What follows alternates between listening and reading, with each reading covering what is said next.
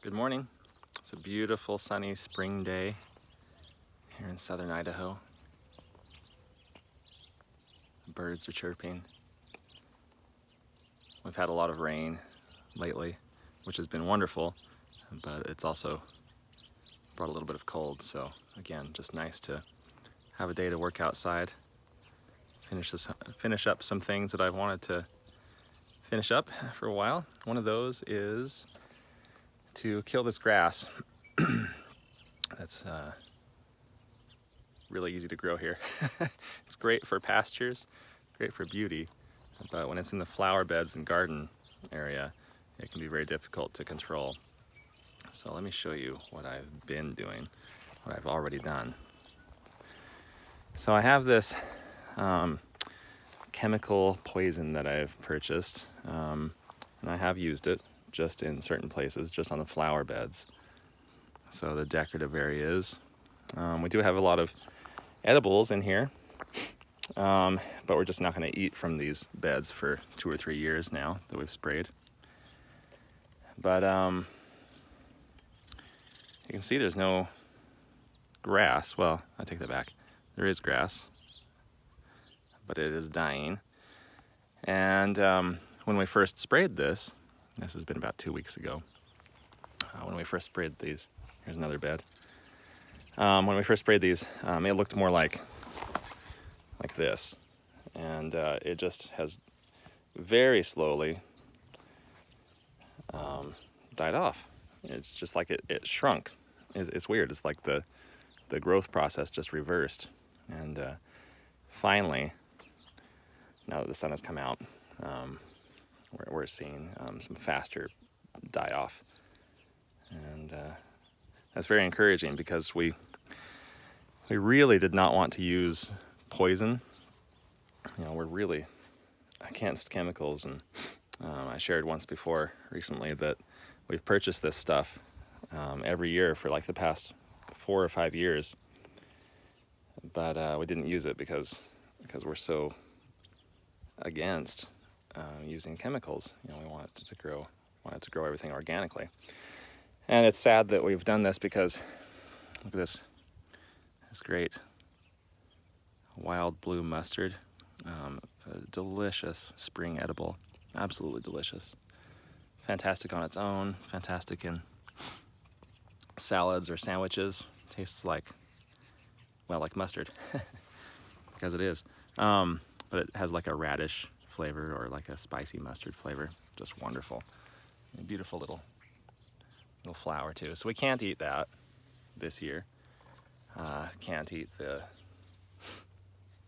rhubarb, oh goodness. Well, we can't, whatever it is, still can't eat it. A daylily, so, normally an edible. Not this year though. Can't use the chamomile, can't eat well, there's the oregano there, mint, the medicinals. Oh well, you know, like I said, it's a flower bed, I guess, first and foremost. Its purpose is decorative. And there was just no way that we were going to win the battle against that grass. Hollyhock, it's edible too. So delicious. We can't eat them this year or next year, just to be safe, and maybe even 3 years from now. According to USDA guidelines for growing an organic farm, you have to be without chemicals for 3 years. And so we're at least 3 years out. Not that we even care about being certified really, but you know, if they require it to be 3 years, then you know, then we want it to be at least that long before we can feel safe eating from these beds. So we've done that. It has proved to work, which is good because I don't want to hit it again with that spray, and I frankly never want to buy it again if we don't have to. But if we do have to buy it again to finish off like this bed, which I sprayed the next day on not quite as sunny a day, so you know, it might have washed off or not quite set in as much. So I might have, like I said, hit that again. But if we do, we're going to want to hit it again this year instead of waiting for next year, because if we do that, it'll put us that far behind again. We'll have to wait another year before eating from these beds. And not everything here is edible. Some of it is just decorative, and well, that doesn't necessarily mean they're not edible. It just means we don't know what their purpose is yet. But anyway, so we have to do it this spring if we're going to do it, because once the grass gets tall and isn't actively growing, then this chemical killer that we got won't work. If it goes to seed, then it won't work at all. So it's either now or never. So I'm gonna wait a couple more days. I'm not gonna go buy that stuff until I know for sure that it didn't work. So hopefully it does work. I don't have to buy it again. Won't have to, the longer I can wait, or rather,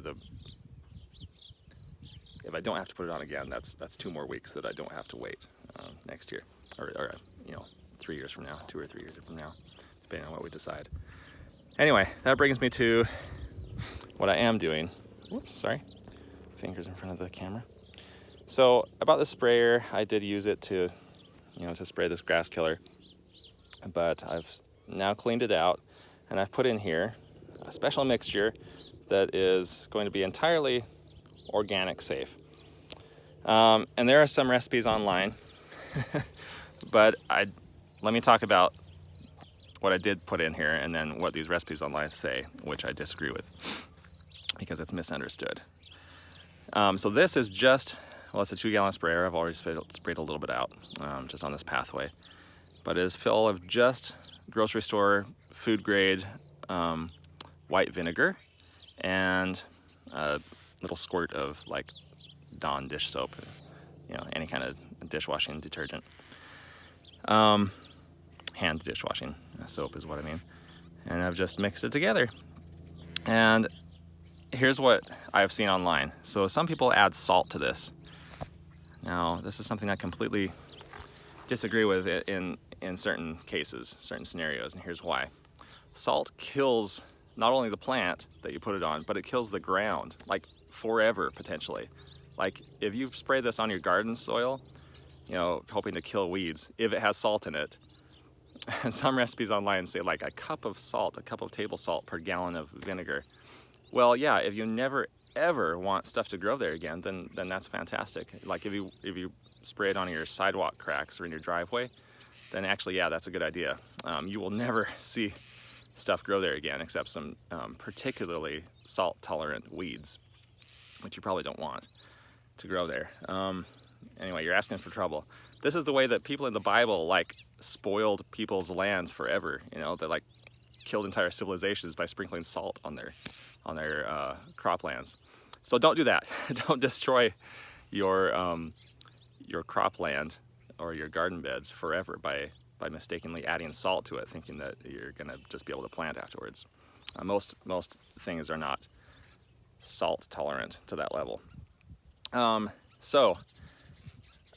mean, I guess you could add a little pinch of salt or something for a couple gallons, maybe a few shakes, and not cause ultimate demise to your property.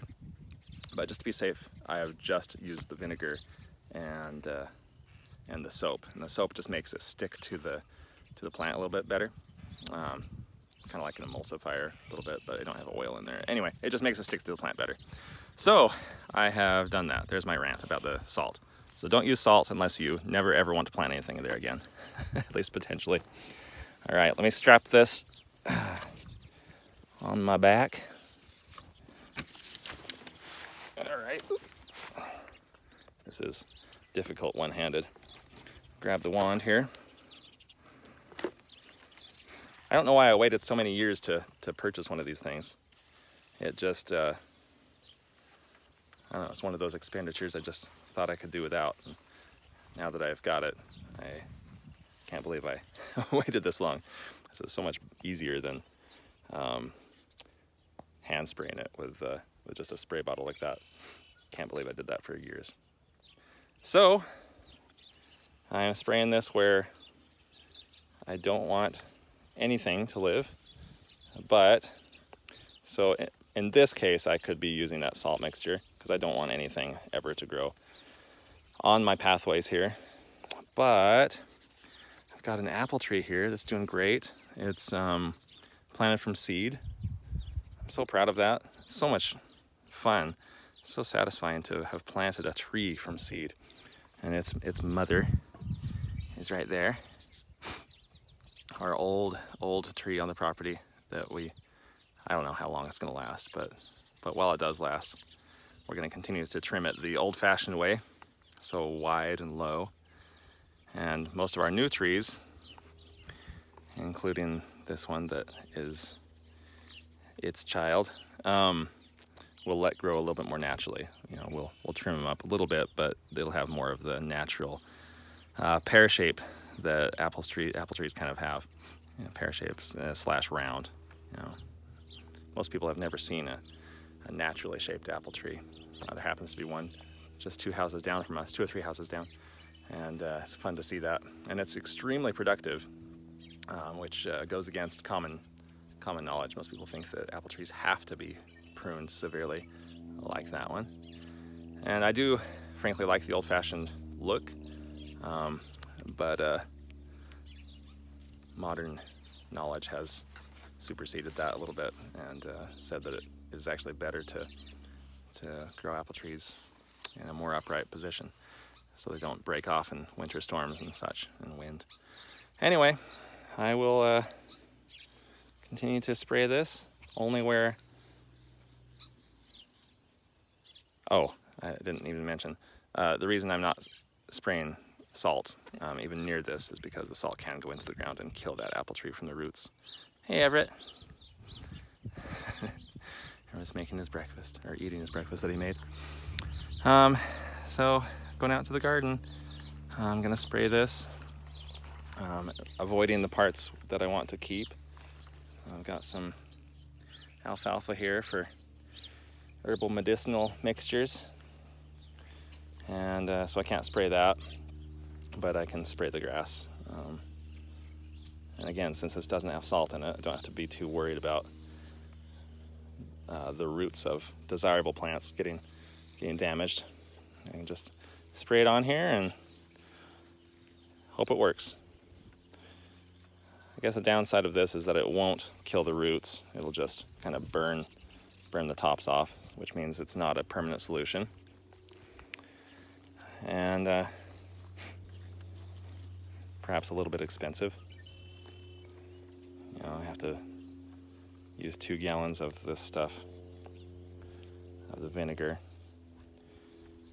and it only probably covers, 1,000 square feet if I'm really careful about it.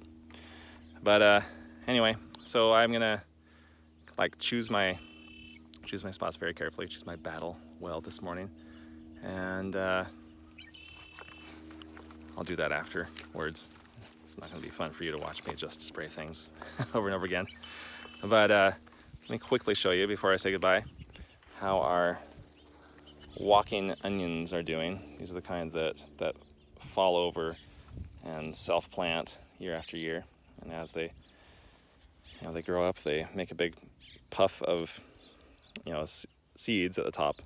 But unlike other onions, these ones actually grow a whole bunch of little tiny, fully formed but teeny tiny onions, and it's so amazing. And they form this nice big puffball of tiny onions, and then they fall over, and then in the fall we just kind of scoot them over so that they stay in a row, or you can see where we've missed a few, and they establish their own plant.